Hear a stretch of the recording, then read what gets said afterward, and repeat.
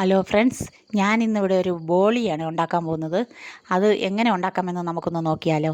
ഞാൻ ബോളി ഉണ്ടാക്കാൻ വേണ്ടി 1 കപ്പ് കടലപ്പരിപ്പെടുത്ത് വെള്ളത്തിൽ കുതിർക്കാൻ ഇടാൻ പോവാണേ.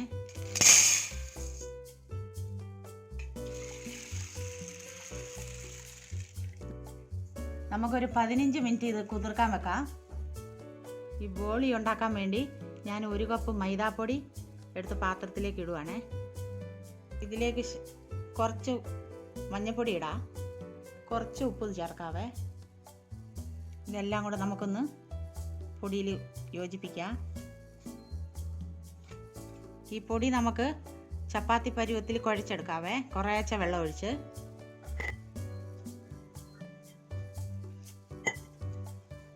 ഞാനിവിടെ സോഫ്റ്റായി ഇത് കുഴച്ചെടുത്തിട്ടുണ്ടേ. ഇതിൻ്റെ പരുവെന്ന് പറഞ്ഞാൽ ഇങ്ങനെ നമ്മൾ വലിക്കുമ്പോൾ അത് മുറിഞ്ഞു വരില്ല, മുറിയാതെ ഇരിക്കണം, ഇങ്ങനെ നീണ്ടു വരും. ഇത് നമുക്കൊന്ന് ഒരു 2 മണിക്കൂർ നേരത്തേക്ക് നമുക്ക് റെസ്റ്റിന് വെക്കണം. നമുക്കിത് വേറെ ഒരു പാത്രത്തിലേക്ക് മാറ്റാം. ഈ പാത്രത്തിലേക്ക് കുറച്ച് എണ്ണ ഒഴിക്കുവാണേ. ഈ മാവെടുത്ത് നമുക്ക് എണ്ണ തൂത്ത പാത്രത്തിലേക്ക് എടുത്ത് വെക്കാം.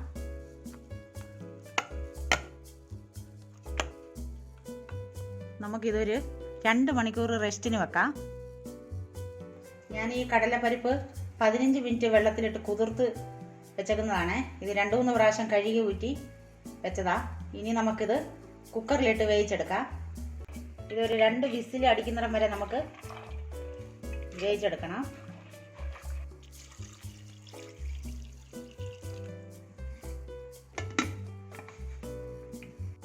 നമ്മുടെ കടലപ്പരിപ്പ് നന്നായി വെന്തിട്ടുണ്ട്. ഇതുപോലെ വേഗണേ. ഞാൻ ഗ്യാസ് കത്തിച്ച ഒരു പാൻ അടുപ്പ് വെച്ചിട്ടുണ്ട്. അതിലേക്ക് ഞാൻ കടലപ്പരിപ്പ് വെന്തതിട്ടു. ഇനി നമ്മൾ 1 കപ്പ് വെല്ലം ചിരവിയത് വേവിച്ച് വെച്ചതിലേക്ക് ഇടുവാണേ. ഇതിലേക്ക് നമ്മൾ ഒരു അരമുറി തേങ്ങ ചിരവിയത് ഇടുവാണേ.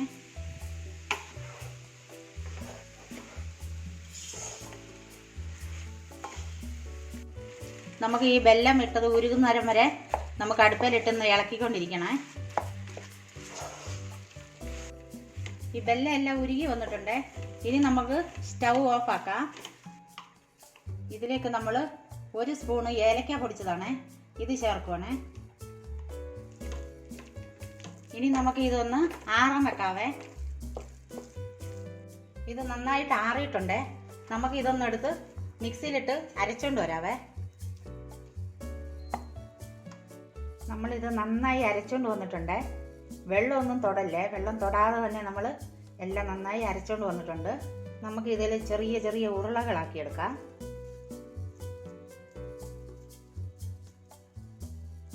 നമ്മൾ ഇതേ സൈസിലെ ഉരുണ്ടയാണ് എല്ലാം ആക്കാൻ പോകുന്നത്. നമ്മുടെ കയ്യിൽ എന്തെങ്കിലും ഒട്ടിപ്പിടിക്കുന്നുണ്ടെങ്കിൽ കുറച്ച് നെയ്യോ എണ്ണയോ തൂത്തിട്ട് ഇങ്ങനെ ഉണ്ടയാക്കാവേ. അങ്ങനെ നമ്മൾ ഇവിടെ ഉണ്ടയെല്ലാം റെഡിയാക്കിയിട്ടുണ്ട്. നമ്മൾ മാവ് കുഴച്ച് വെച്ചിട്ട് 2 മണിക്കൂറായേ. നല്ല സോഫ്റ്റ് ആയിട്ടുണ്ട്. ഇത് നമുക്ക് ഒന്നുകൂടെ കൈയിട്ട് കുഴച്ചെടുക്കാം. നമുക്കിതൊന്ന് ഉരുളകളാക്കി എടുക്കാവേ. കടലപ്പരിപ്പിൻ്റെ ഉണ്ടയാക്കിയ പോലെ തന്നെ അതേ ഷേപ്പിൽ അത്രയും വലിപ്പത്തിലാക്കണേ.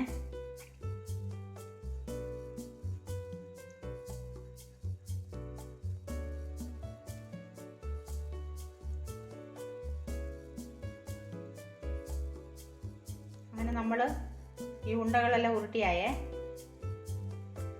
ഞാനൊരു ബട്ടർ പേപ്പർ എടുത്തിട്ടുണ്ട്. അതിലേക്ക് കുറച്ച് നെയ്യ് ഞാൻ തൂത്തിട്ടുണ്ട്. ഇനി നമുക്ക് ഈ മൈദയുടെ ഒരു ഉണ്ട എടുത്ത് നമുക്ക് ഇതിലേക്ക് വെച്ച് കൊടുക്കാം. ഇത് നമുക്ക് മെല്ലെ ഒന്ന് പരത്തിയെടുക്കാം.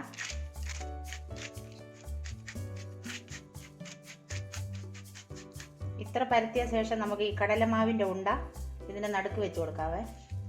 ഇനി നമുക്ക് ഇതൊന്ന് ജോയിൻ്റ് ആക്കാം.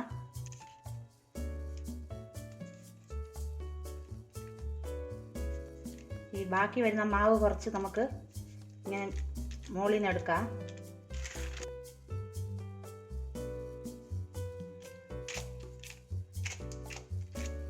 ഞാൻ ചെറുതായിട്ടൊന്ന് പരത്തിയിട്ടുണ്ട്. അതിൻ്റെ മുകളിലേക്ക് നമ്മൾ വേറെ ഒരു ബട്ടർ പേപ്പർ വെച്ച് കൊടുക്കുവാണേ. ഇനി നമുക്ക് ഈ കൈ കൊണ്ട് ഇങ്ങനെ തന്നെ ഒന്ന് പരത്തിയെടുക്കാം.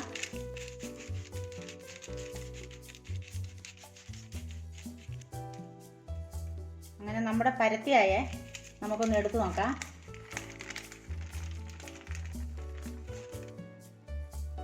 ഞാനിത് ചുട്ടെടുക്കാൻ വേണ്ടി ഒരു തവ തീ കത്തിച്ച് വെച്ചിട്ടുണ്ട്. ഇതിലേക്ക് നമ്മൾ ഇച്ചിരി നെയ്യ് തൂക്കുവാണേ. നമുക്കിത് തവയിലേക്ക് ഇട്ട് കൊടുക്കാം.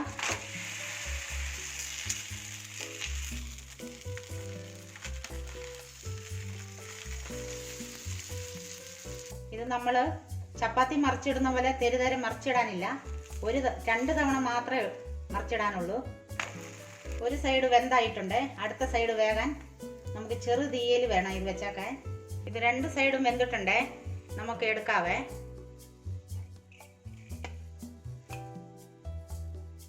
നമുക്ക് അടുത്തതും ഇതുപോലെ തന്നെ ചെയ്യാവേ.